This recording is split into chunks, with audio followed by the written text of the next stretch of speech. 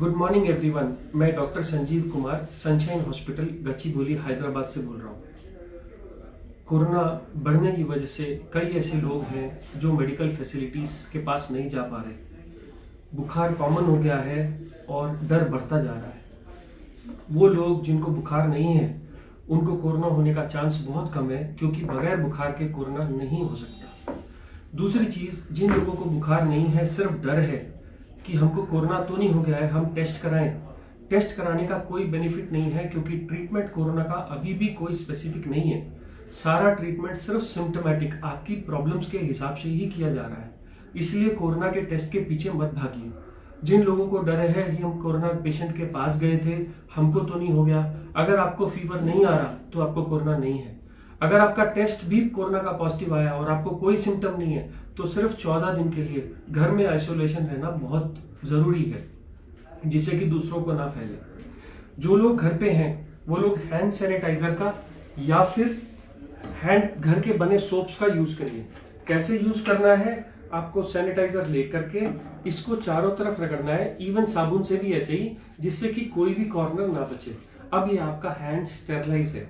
अगर आप पेशेंट को छूना चाह रहे हैं तो या तो सैनिटाइजर नहीं तो ग्लव यूज करिए, और छूने के बाद या काम खत्म होने के बाद वो ग्लव उतार करके फेंक दीजिए। उस ग्लव को पहन करके आप बाहर मत जाइए, नहीं तो इन्फेक्शन बाहर आ जाएगा। अगर आप इन्फेक्टेड नहीं है तो सोशल डिस्टेंसिंग के टाइम या तो कपड़े का या N95 या सिंपल मास्क यूज करना इक्वली इफेक्टिव है। सिर्फ पेशेंट से 1 मीटर की दूरी बनाए रखिए। वो लोग जो इन्फेक्टेड नहीं है अपनी इम्यूनिटी को बूस्ट करना चाहते हैं कि हमको इन्फेक्शन ना हो, या हो तो हम उससे बच जाएं, उसके लिए जो हमारे पास विटामिन सी की टैबलेट्स हैं, जो एक सुबह और एक शाम ले लेनी चाहिए। कुछ मल्टीविटामिन की गोलियां आती हैं, विकासूल या मल्टीविटामिन सुप्राडीन, कोई भी गोली एक जैसा ही काम करती है, दिन में एक लेना इनफ होता है। कैल्शियम या विटामिन D3 ने भी इफेक्ट दिखाया है, इसलिए ये भी दिन में एक बार लेनी है। विटामिन डी के 60K के कैप्सूल्स आते हैं, 3 दिन लेकर के बंद कर दीजिए। वो लोग जो बुजुर्ग लोग खाना नहीं खा पा रहे, भूख नहीं लग रही, उन लोगों के लिए ORS सोल्यूशन या घर का बना नींबू पानी इनफ होता है, जिसमें नमक और चीनी दोनों होनी चाहिए। यहां तक मैंने बात करी वो लोग जिनको कोई इन्फेक्शन नहीं है या फीवर नहीं आ रहा। मैंने फिर बताया, फीवर नहीं है तो कोरोना नहीं है, क्योंकि 97% को पहला सिम्टम ही फीवर आता है। अगर आपको फीवर आ रहा है तो थर्मामीटर से चेक करिए, पैनिक मत करिए। अगर फीवर आ रहा है तो आप पैरासिटामोल की बनी टैबलेट आपको आराम से मिल जाएगी 500 या 600 में। ये मॉर्निंग, आफ्टरनून और इवनिंग। पैरासिटामोल की गोली से शरीर के दर्द, कमजोरी, सिर का दर्द, गले का दर्द या फीवर दोनों उतर जाते हैं। अगर इस गोली को 3 बार लेने से फीवर नहीं उतर रहा तो आप कपड़े से बॉडी को भिगा लीजिए और पंखा चला दीजिए। जैसे ही पानी सूखेगा आपका टेम्परेचर उतर जाएगा। बच्चों को भी आप यही दे सकते हो, बस पैरासिटामोल की डोज वेट के हिसाब से आधी कर दीजिए। अब इसके अलावा कुछ लोगों को सांस फूलनी शुरू हो जाती है, कुछ लोगों को डर की वजह से, कुछ लोगों को बीमारी की वजह से। अगर वो सांस फूलना डर की वजह से है तो आप ये पल्स ऑक्सीमीटर खरीद लाएं, जो कि मार्केट्स में आराम से मिल जा रहा है 500 से 1000 रुपए के बीच में, या फिर अमेजन साइट्स पे भी मिल जाता है। इसको उंगली पे लगाने से आपको आपकी ऑक्सीजन कितनी है ये बता देता है। अगर आपकी ऑक्सीजन नॉर्मल लोगों की 90 से ऊपर रहनी चाहिए, अगर ये ऑक्सीजन 90 से ऊपर है तो ये जो भी आपको हो रहा है वो डर की वजह से है। और जितना मैंने ट्रीटमेंट अभी तक बताया, मल्टीविटामिन, सोशल डिस्टेंसिंग या hand wash is enough. But अगर आपकी ऑक्सीजन कम हो रही है या सांस चढ़ रही है या खांसी आ रही है तो आपको 2 टैबलेट्स, एक तो डेरिफिलिन की गोली या डॉक्सोफिलिन की गोली सुबह दोपहर शाम ले सकते हैं, और एक मोंटेलुकास्ट की गोली रात में लीवोसिट्रिजिन के साथ। इन गोलियों से आपका सांस चढ़ना कम हो जाएगा। कुछ लोगों ने म्यूसिनेक भी ट्राई करा है सुबह और शाम, म्यूसिनेक से भी सांस चढ़ना कम हो जाता है। जिन लोगों को खांसी हो रही है, कोई सिरप अच्छा और बुरा नहीं होता। जो लोग सिरप मार्केट से खरीद सकते हैं 5 ml सुबह दोपहर शाम लीजिए। जो लोग नहीं ले सकते वो लोग जिंजर का जूस, कंसंट्रेटेड जिंजर के जूस में हनी मिला के लीजिए। ये भी होम रेमेडी है, खांसी के सिरप के जैसा काम करता है। सब सिरप एक ही जैसे काम करते हैं, सिर्फ एक ढक्कन सुबह दोपहर शाम लेना है। यहां तक तो सिर्फ उन लोगों की बात है जो लोग घर में सिम्टोमेटिक ट्रीटमेंट कर रहे हैं, किसी वजह से आपका बुखार उतर नहीं रहा, बहुत बढ़ गया, इतने सब केयर से नहीं ठीक हो रहा, तो अब मेडिकल फैसिलिटी आ जाती है जिसमें कुछ गोलियां और कुछ इंजेक्शन मैं समझा रहा हूं। जो गोलियां हैं, 2 एंटीबायोटिक्स, एजिथ्रोमाइसिन, सिर्फ 5 गोलियां आपको कंटिन्यू नहीं करनी, रोज एक लेनी है, 5 दिन लेके बंद कर देनी है। एजिथ्रोमाइसिन या डॉक्सीसाइक्लिन, यही 2 एंटीबायोटिक्स हैं जो इस वायरस के खिलाफ कुछ तो काम करके रिजल्ट दिखा रही हैं और हम लोग इनको दे रहे हैं। डॉक्सीसाइक्लिन गोली सुबह शाम 1 पत्ता लेके बंद कर देना है। अगर इन सबसे भी ठीक नहीं हो रहा और आपके पास मेडिकल फैसिलिटी है तो आप मेडिकल फैसिलिटी में जाइए।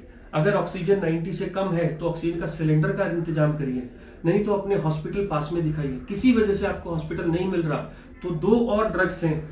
एक तो ब्लड थिनर एनोक्सापैरिन। ऐसा माना गया है कि कोरोना के टाइम में बॉडी में क्लॉट्स बन जाते हैं और हार्ट का, ब्रेन का, स्ट्रोक और सब जगह के ऑर्गन्स फेल करने लगते हैं। ऐसे में ये ब्लड थिनर का इंजेक्शन सुबह और शाम 40 mg का अगर 3 दिन लगा लिया जाए तो ये इनसे बचाता है, प्रोटेक्ट करता है। मैं फिर कह दूं, ये मेडिकल गाइडेंस में ही करना है। अगर किसी वजह से ये इंजेक्शन नहीं अवेलेबल है तो गोली भी आती है पिक्साबैन की, जो 2.5 mg सुबह शाम ली जा सकती है। ये सब चीजें 5 दिन के लिए करनी है। कुछ रिसर्च में स्टीरॉइड्स का रोल बताया गया है। ये 10 रुपए का स्टीरॉइड है, डेक्सामेथासोन। अस्थमा के लोगों को दिया जाता है, इमरजेंसी एनाफिलैक्सिस में दिया जाता है। ये भी कोरोना में आजकल दिया जा रहा है। एक इंजेक्शन 4 mg का आता है। 4 से 8 mg का एक इंजेक्शन सुबह खाने के बाद लगा लीजिए। ये इंजेक्शन भी अंडर मेडिकल गाइडेंस आपको बहुत मदद करेगा 5 दिन के लिए। बट ये उन लोगों के लिए जो बहुत सिक हो गए हैं और किसी वजह से जो वेंटिलेटर पर जाना है, वेंटिलेटर पर जाने से बचने के लिए ये इंजेक्शन लगाए तो बच जाता है।